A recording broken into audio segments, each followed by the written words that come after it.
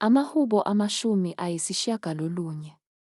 Nkosi, wena uyisiphephelo sethu ezizukulwaneni ngezizukulwane.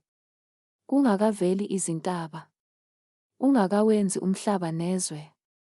Kuthi kusukela phakade kuze kube phakade, wena Nkulunkulu ukhona.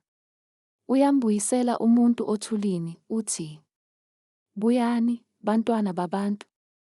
Ngokuba iminyaka eyinkulungwane emehlweni akho injengezolo selidlulile, nanjengomlindo ebusuku.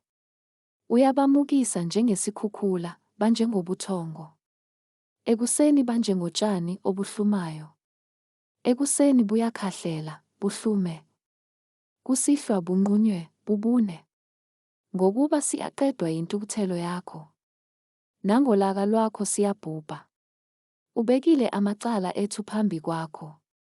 Izono zethu ezifihliweyo ekukhanyeni kobuso bakho. Ngokuba izinsuku zethu ziyadlula ngentukuthelo yakho. Siyafeza iminyaka yethu njengephefu. Izinsuku zeminyaka yethu zineminyaka enga-70. Kuthi uma ziziningi, zineminyaka enga-80. Nokho ukuvama kwazo kungukuhlupheka nelize. Ngokuba zidlula masinyane. Thina siyandiza, simuke.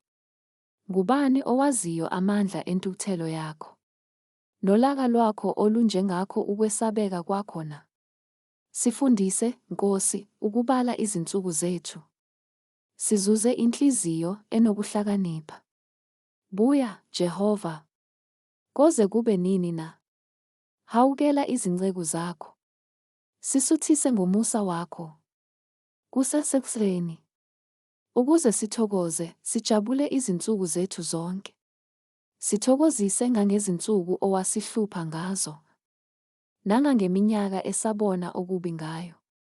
Izenzo zakho mazibonakale kuzo izinceku zakho. Nenkazimulo yakho kubantwana bazo. Yebo, ubuhle beNkosi uNkulunkulu wethu abube phezu kwethu. Umise umsebenzi wezandla zethu phezu kwethu. Yebo, umsebenzi wezandla zethu uwumise.